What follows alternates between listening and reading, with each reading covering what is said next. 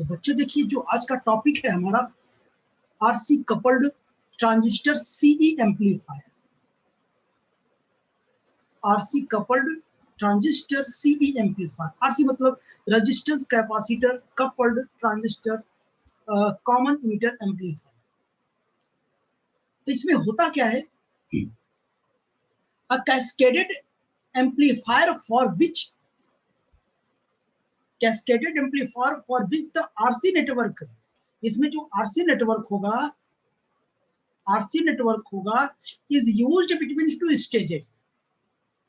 तो स्टेजेस के बीच क्या होगा कि RC नेटवर्क क्या होगा, यूज होगा। एक ट्रांजिस्टर यहाँ लगा होगा, एक ट्रांजिस्टर यहाँ लगा होगा, और कपलिंग कैपेसिटर के थ्रू क्या होगा, वो जुड़ा होगा। अभी इसका फिगर मैं दिखाता हूँ आपको। used between two stages is called RC coupled amplifier। दो नेटवर्क के बीच RC नेटवर्क, अगर हम दो स्टेजेस के बीच हम क्या करते हैं, उसको कनेक्ट कर देते हैं, तो ऐसे एम्पलीफायर को RC कपल्ड एम्पलीफायर कहते हैं। ओके बच्चों, इट इज यूजफुल। ये एम्पलीफायर किस काम में आता है? एम्पलीफायर का काम क्या है? सिग्नल के एम्पलीट्यूड के मैग्नीट्यूड को क्या करता है, ये इंक्रीज करता है। यानी इसके एम्पलीट्यूड को, या वोल्टेज कह लीजिए, करंट कह लीजिए, इसके एम्पलीट्यूड के मैग्नीट्यूड को क्या करता है, इंक्रीज करता है। यानी आप ये कह सकते हैं, it is useful for voltage amplification in audio frequency range. Audio frequency range मतलब समझते हैं, जिसपे आप लोग क्या करते हैं, स्पीच देते हैं, उसी को ऑडियो फ्रीक्वेंसी रेंज कहते हैं। ओके बच्चों, क्या बोलते हैं, ऑडियो फ्रीक्वेंसी रेंज। ये जो ऑडियो फ्रीक्वेंसी रेंज होती है, लगभग कितनी होती है, 50 हर्ट्ज टू 20 किलो हर्ट्ज के बीच होती है। ये जो नॉर्मल बोलचाल की भाषा में यही क्या करते हैं, स्पीच में यही क्या करते हैं, यूज करते हैं। ओके बच्चों, तो आइए हम लोग इसमें कुछ राइट डाउन किए हैं, तो एक एक लाइन हम लोग क्या करते हैं, पढ़ते जाते हैं और उसे समझते जाते हैं। लिख इसलिए दिया जाता है क्योंकि वीडियो रिकॉर्डिंग के दौरान अगर मैं लिखूंगा तो वीडियो काफी लेंथी हो जाएगी, ठीक है ना, क्योंकि ये बहुत लेंथी टॉपिक है, लॉन्ग क्वेश्चन में आता है वो। तो देखिए, a cascaded amplifier for which RC network is used between two stages are called RC coupled amplifier। अगर मैं RC नेटवर्क को क्या करते हैं कि दो स्टेजेस के बीच क्या करते हैं, हम इसको कनेक्ट कर देते हैं, तो इसको क्या बोलते हैं, RC coupled amplifier कहते हैं। It is useful for voltage amplification. Voltage को क्या करते थे, एम्पलीफाई करना होता है इन ऑडियो फ्रीक्वेंसी रेंज। मैंने बताया ना, ऑडियो फ्रीक्वेंसी रेंज कितना होता है, 50 हर्ट्ज टू 20 किलो हर्ट्ज होता है। ओके, इसमें देखना, a two stage RC coupled CE mode transistor is shown in figure। अभी मैं फिगर दिखाता हूँ आपको, फिगर में दिखा दिया गया। Here the output of the first stage is coupled to the input of the second stage by the coupling capacitor। यानी हमारे पास क्या होंगे, दो स्टेजेस होंगे। पहले स्टेज का जो आउटपुट होगा वो सेकेंड स्टेज के इनपुट से हम क्या कर देंगे, कपलिंग कैपेसिटर के थ्रू क्या कर देते हैं, उसको हम कनेक्ट कर देते हैं, कपल्ड कर देते हैं। This capacitor passes the AC component, और ये कैपेसिटर क्या करता है, एसी कंपोनेंट को पास करता है, बट डीसी को क्या करता है, ये ब्लॉक करता है। अब जानते हैं क्यों पास करता है, ब्लॉक करता है। प्रीवियस लेक्चर्स में मैं इसके बारे में बहुत डिटेल से डिस्कस कर लिया। अब यहाँ देखिए, the first stage from reaching the input of the second stage, यानी फर्स्ट स्टेज से जो आउटपुट निकलेगा वो कहां पे जाएगा, सेकेंड स्टेज के इनपुट पर क्या जाएगा। the resistors R1 R2 RE are used to establish the quiescent operating point। Quiescent operating point को एस्टेब्लिश करने के लिए ये लगा होता है। क्यों, मैंने बताया R1 R2 की हेल्प से हम क्या करते हैं, इसका थेवेनिन रेजिस्टेंस निकालते थे। थेवेनिन रेजिस्टेंस कितना था, R1 R2 आया था, R1 प्लस R2। ये ऑलरेडी बहुत ही स्मॉल होता था, स्मॉल होने की वजह से जो हमारा ऑपरेटिंग पॉइंट था वो शिफ्ट नहीं होता था। और इसी तरीके से जो RE रजिस्टर है, इमिटर रेजिस्टेंस लगाया जाता, ये भी क्या करता है कि ये ऑपरेटिंग पॉइंट को स्टेबल बनाने की क्या करता है, कोशिश करता है, ठीक है ना।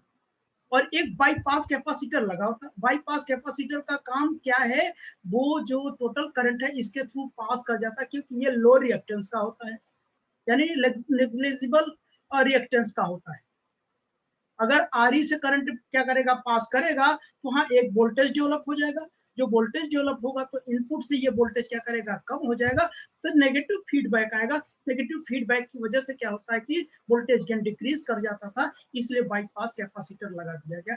ये प्रीवियस लेक्चर आप देखेंगे, उसमें सारा चीज में डिटेल से डिस्कस किया। तो इसके लिए आप लेक्चर बाय लेक्चर देखेंगे तो ज्यादा मजा आएगा।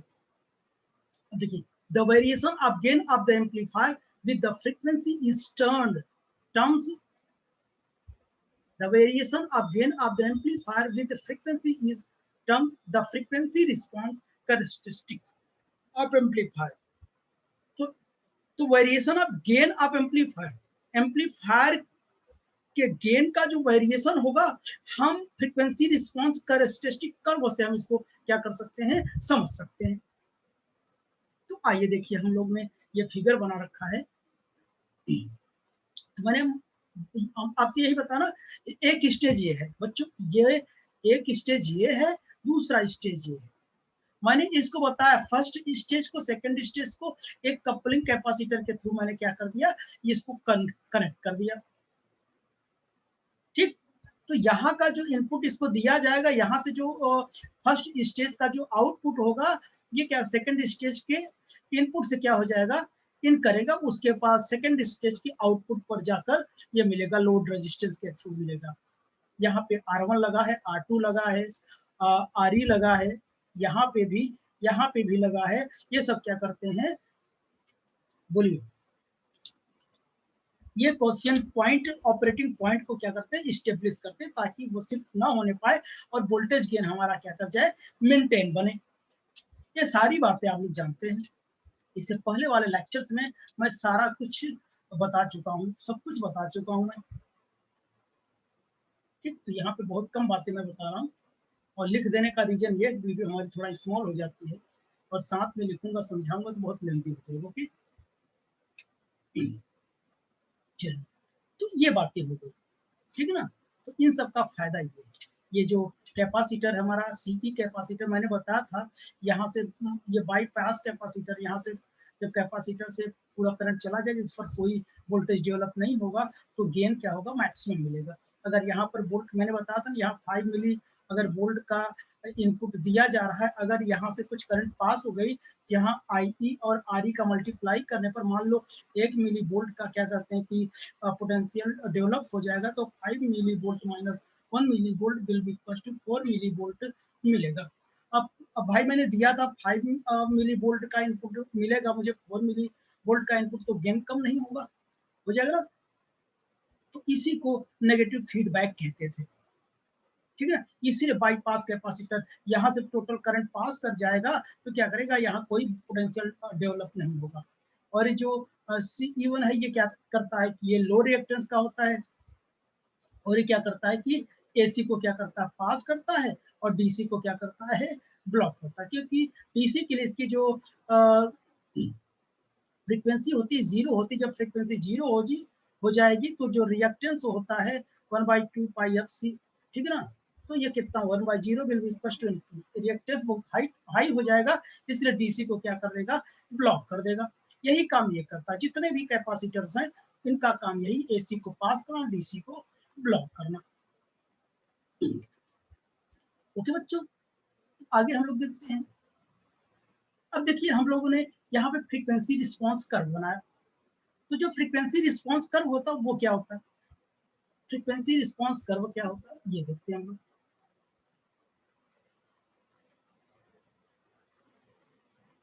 फ्रीक्वेंसी रिस्पॉन्स कर्व देखिए, the curve between voltage gain and frequency of N amplifier is called frequency response curve.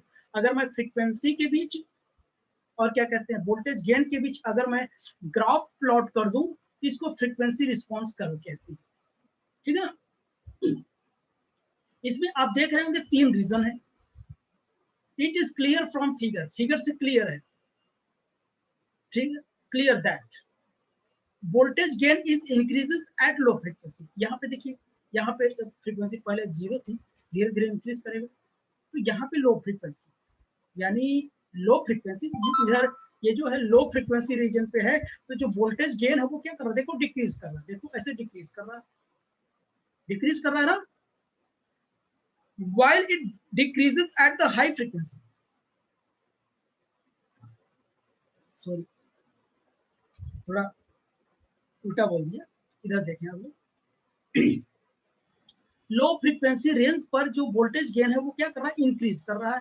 देखो इंक्रीज कर रहा है, पहले लो था तो धीरे धीरे इंक्रीज कर रहा है कि नहीं, बोलो इंक्रीज कर रहा है ना। तो ये वोल्टेज गेन है लो फ्रीक्वेंसी पर क्या करेगा, इंक्रीज करेगा। ओके बच्चों, लेकिन यही क्या है, हाई फ्रीक्वेंसी रेंज पर देखिए while the it decreases at high frequency, high frequency पर यहां से देखो, यहाँ के बाद डिक्रीज करना शुरू कर दिया। पहले यहाँ था मिनिमम था, मिनिमम से मैक्सिमम होता गया, उसके बाद यहाँ से देखिए, यहाँ के बाद वोल्टेज गेन नीचे नीचे आता गया, तो डिक्रीज कर रहा है। But in case of middle frequency range, middle frequency range में क्या होगा, in middle frequency range the voltage gain is remains constant. यहाँ दिख रहा है ये मिडिल फ्रीक्वेंसी रेंज है, यहाँ पे जो हमारा वोल्टेज गेन होगा वो क्या रहेगा, कांस्टेंट रहेगा। ओके बच्चों, तो अब आइए देखिए frequency response curve divided into 3 region. 3 region में इसको हम क्या करेंगे, डिवाइड कर देंगे। पहला रीजन क्या है, एट लो फ्रीक्वेंसी, जो greater than 50 less than 50 hertz, 50 hertz से लेस जो होगा उसे लो फ्रीक्वेंसी कहते हैं। तो बताइए जब फ्रीक्वेंसी लो होगी, आप जानते हैं XC will be equal to 1/2 FC। अगर फ्रीक्वेंसी क्या होगी, लो होगी, रिएक्टेंस क्या होगा, हाई होगा। अपने सोचो, अगर फ्रीक्वेंसी क्या होगी, फ्रीक्वेंसी लो होगी तो रिएक्टेंस हाई होगा, जब रिएक्टेंस क्या होगा, हाई होगा, तो क्या हो जाएगा, इनपुट का जो स्मॉल पार्ट होगा वही क्या करेगा, पास कर पाएगा। रिएक्टेंस हाई मतलब रेजिस्टेंस हाई हो गया, रेजिस्टेंस हाई होने का मतलब करंट क्या होगा, सिग्नल क्या करेगा, स्मॉल पार्ट क्या करेगा, वो इंटर करेगा, स्मॉल पार्ट।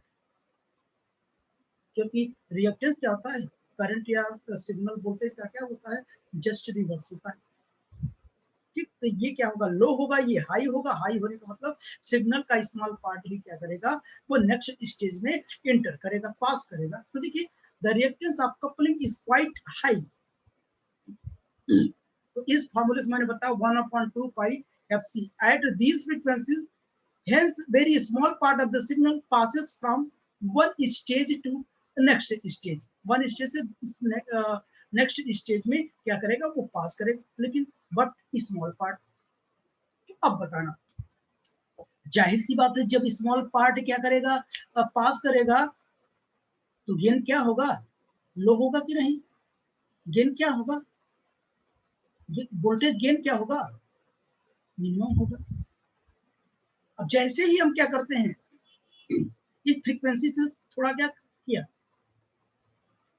बढ़ाता गया, फ्रीक्वेंसी को बढ़ाता गया, रिएक्टेंस कम होता गया, सिग्नल इनपुट सिग्नल का जो पार्ट है वो बढ़ता गया, अगेन क्या करता गया, बढ़ता गया। इसीलिए तो ऐसा बना था लो फ्रीक्वेंसी में। यहाँ देख लो, यहाँ पे देखो, ये धीरे धीरे बढ़ता जाएगा, समझ गया ना। तो देखिए, अब देखो, CE can not shunt the emitter resistance RE। जब CE क्या है, जब शंट नहीं किया गया RE के थ्रू, इफेक्टिवली जब शंटेड नहीं किया, शंटेड मतलब नहीं जोड़ा गया हो,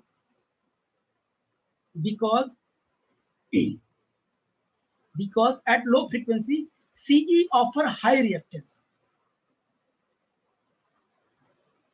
ठीक है ना, तो क्या करेंगे, हमको इसको जोड़ने से भी कोई फायदा नहीं है, क्योंकि अगर क्या है कि ये लो फ्रीक्वेंसी है, लो फ्रीक्वेंसी रहेगा तो इसका कैपेसिटेंस क्या होगा, रिएक्टेंस हाई होगा। जब रिएक्टेंस हाई होगा तो वहां जो बाईपास कैपेसिटर लगा होगा वहां से कोई करंट पास नहीं करेगा, पास करेगा लेकिन स्मॉल पार्ट पास करेगा।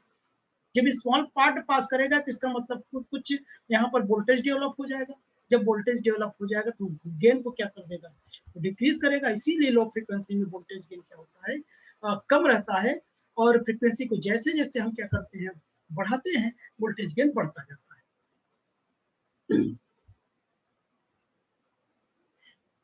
These two factors cause a low voltage gain at low frequency. तो लो वोल्टेज गेन मिला कि नहीं। If we increase the frequency, gain also increase due to the decreasing in the reactance of CC. अभी तो मैंने यही तो बताया ना,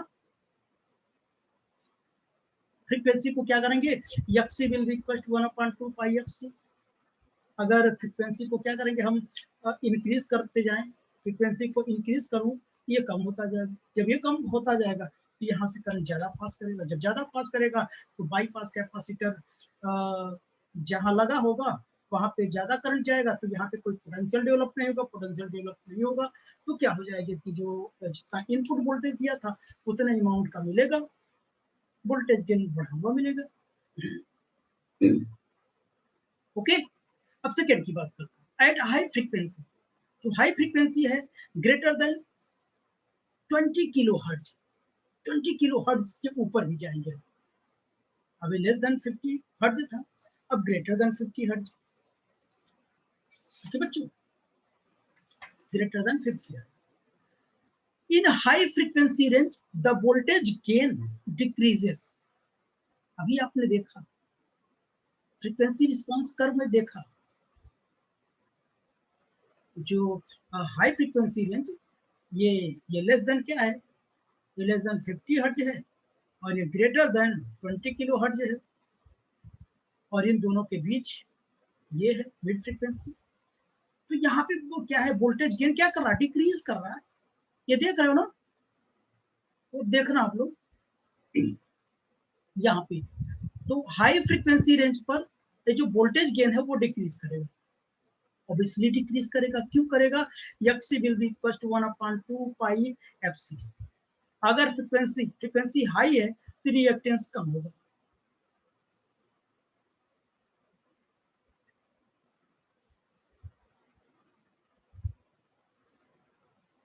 ठीक है ना, रिएक्टेंस क्या होगा, कम होगा। जब रिएक्टेंस कम होगा तो करंट ज्यादा पास करेगा, करंट ज्यादा पास करेगा। तो ये मुद्दा तो ठीक है, करंट ज्यादा पास करेगा हाई फ्रीक्वेंसी पर। देखते हैं कुछ और फैक्टर्स हैं इसमें, ठीक है ना। तो क्या करेगा, ये डिक्रीज करेगा। क्यों करेगा, आप देखते हैं।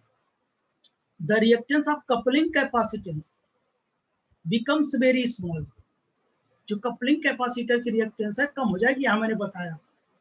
And it behaves at short circuited, इतनी कम हो जाएगी कि शॉर्ट सर्किटेड जैसा बिहेव करने लगेगा। शॉर्ट सर्किटेड जैसा बिहेव करने का मतलब ये देखना आप, शॉर्ट सर्किटेड मतलब क्या है, ये हट के क्या हो जाएगा, ये हट के शॉर्ट सर्किट हो जाएगा, जुड़ जाएगा। इतना लो रिएक्टेंस है। लो रिएक्टेंस मतलब कोई रोकने वाला इससे नहीं, वेरी लो रिएक्टेंस। लो रिएक्टेंस क्या है, कोई रोकने वाला नहीं। ये कैपेसिटर हटा के इसे शॉर्ट सर्किट कर देंगे। ओके बच्चों, तो अब देखना, तो शॉर्ट सर्किट कर देंगे, short circuit. This increases the loading effect of the first stage. और ये लोडिंग इफेक्ट को क्या कर देगा, इंक्रीज कर देगा। लोडिंग इफेक्ट क्या कर देगा, इंक्रीज कर देगा। एंड उसके बाद क्या होगा, जब ये इंक्रीज कर देगा, and decreases the voltage.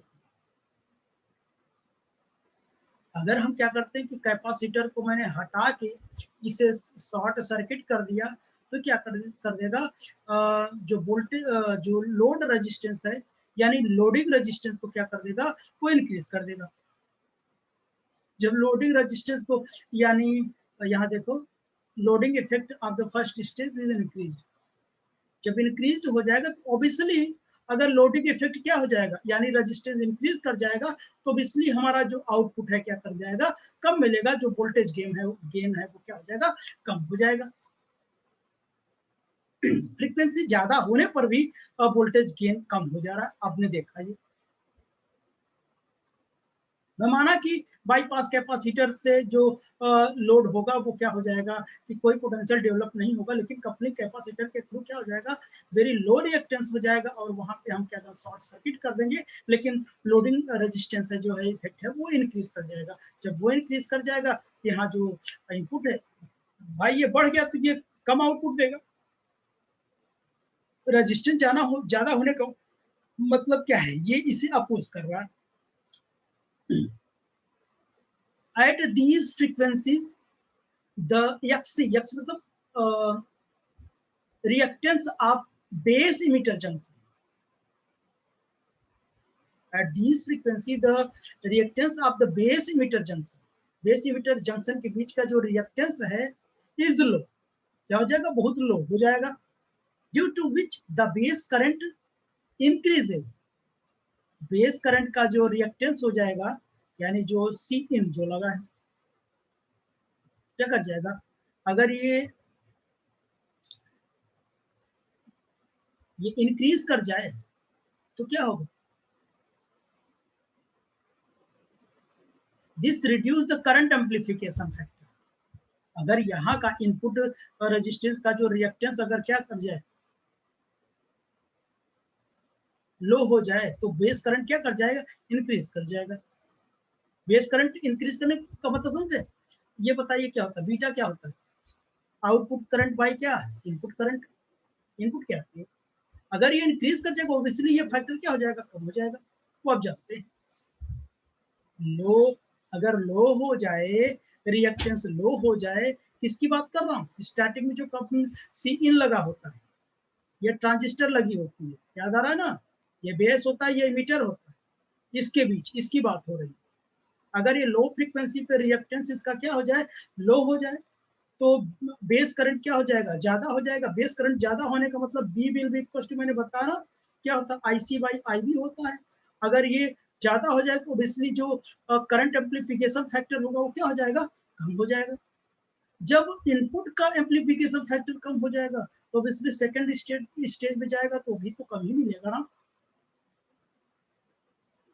And hence the voltage gain, due to these two reasons the voltage gain falls at high frequency। और इन्हीं दो रीजन की वजह से जो फ्रीक्वेंसी है हमारी वोल्टेज गेन है वो क्या कर जाएगा, डिक्रीज कर जाएगा। चलिए अब थर्ड नंबर की बात करता हूँ। एट मिड फ्रीक्वेंसी यानी 50 hertz to 20 kilo hertz, this frequency range is also called audio frequency range. इसे ऑडियो फ्रीक्वेंसी रेंज बोलते हैं। ऑडियो फ्रीक्वेंसी रेंज मतलब इसी के बीच क्या होता है कि साउंड प्रोड्यूस किया जाता है। Here the voltage gain remains constant. इस फ्रीक्वेंसी रेंज में जो हमारा वोल्टेज है वो हमेशा, आपने ये फ्रीक्वेंसी रेंज देखा था ना, ये फ्रीक्वेंसी रेंज आपने देखा, यही है mid frequency range. Mid frequency range ये रेंज है, यहाँ वोल्टेज गेन क्या है, कांस्टेंट रहती है। ये low frequency, high frequency, mid frequency range. Okay बच्चों, कांस्टेंट है। In fact in the range the reactance of CE, in this range the reactance of CC मतलब कपलिंग कैपेसिटर की जो रिएक्टेंस होगी बिकम्स स्मॉल हो जाएगी, क्योंकि ये लो से हाई क्या करता जाएगा, वेरी करेगा, तो इसकी जो रिएक्टेंस होगा वो क्या हो जाएगा, स्मॉल हो जाएगा। Tend to decrease because small, tend to increase the gain. जब ये स्मॉल हो जाएगा कपलिंग कैपेसिटर तो गेन क्या करेगा, इंक्रीज करने की कोशिश करेगा, बट इंक्रीज करने की कोशिश करेगा, लेकिन एक समस्या है, but at low reactance of CC produce loading effect of the first stage. तो फर्स्ट स्टेज में लोडिंग इफेक्ट क्या कर जाएगा, प्रोड्यूस कर जाएगा। देखिए बढ़ने की कोशिश तो किया, हमारे पास फिगर नहीं मिलता, बार बार ढूंढना पड़ता है ना, काफी पेजेज है ना। तो ये बताइए फर्स्ट स्टेज का जो, देखिए लो रिएक्टेंस तो हो गया, अगर लो फ्रीक्वेंसी वो हाई फ्रीक्वेंसी की बात करूं, लो रिएक्टेंस हो गया। जब लो रिएक्टेंस हो गया तो क्या करेगा, जो हमारा गेन है वो इंक्रीज करने की कोशिश करेगा। बट यहाँ पे होता क्या है, लोडिंग इफेक्ट प्रोड्यूस होता है। लोडिंग इफेक्ट क्या करता है, यानी आर एल को इंक्रीज करेगा। जब आर एल को इंक्रीज करेगा तो आउटपुट इससे क्या होगा, कम मिलेगा, जो कि वोल्टेज गेन को डिक्रीज करने की कोशिश करता है। उधर देखिए ये बढ़ाने की कोशिश कर रहा है, ये घटाने की कोशिश कर रहा है। बट इसीलिए क्या करता है, वो घटाने की कोशिश करता है, बढ़ाने की कोशिश करता है, दोनों एक दूसरे को रीजन को नेग्लेक्ट कर देते हैं, और ये ऑलमोस्ट क्या रहता है, कांस्टेंट बना रहता है। These two factors almost cancel to each other, और यही दोनों रिजल्ट क्या होते हैं, एक दूसरे को कैंसिल कर देते हैं, resulting in a constant gain at mid frequency. Mid frequency पर ये कांस्टेंट बना रहता है। इसे आप लोग अपने से भी करके समझ सकते हैं कि कैसे हो रहा है। ओके, थोड़ा लेंदी है, फिगर बार बार देखना पड़ता है। ठीक, अब इसमें हम लोग एडवांटेज देखते हैं, इसके क्या क्या एडवांटेज है। पहला number, RC coupled amplifier has excellent frequency response. ये बहुत अच्छा फ्रीक्वेंसी रिस्पांस है। The gain is constant over the wide audio frequency range. जिसकी गेन है वो हमेशा कांस्टेंट रहती है।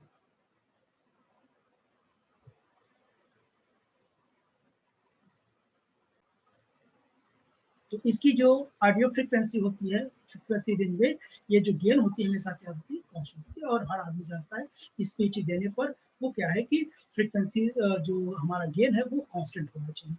विच is the most important reason for the speech music. जो स्पीच होता है, म्यूजिक होता है, उन सब में यही फ्रीक्वेंसी रेंज क्या किया जाता है, यूज किया जाता है। Second number, the cost of the RC coupled amplifier is low. इसकी जो कॉस्ट है बहुत लो है, बिकॉज इसके जो कैपेसिटर है, रजिस्टर्स है, इसकी भी जो कॉस्टिंग है ये भी बहुत लो है, इसलिए। Third number, the circuits is very compact as resistors and capacitor are small and extremely light in weight. ये स्मॉल भी है और वेट में भी बहुत हल्के हैं, इससे ये लॉन्ग है। और डिसएडवांटेज में क्या होगा, RC coupled amplifier have low voltage and power gain. Low voltage और लो पावर गेन होता है। बच्चों, low voltage and low power gain होता है, ये नुकसान है।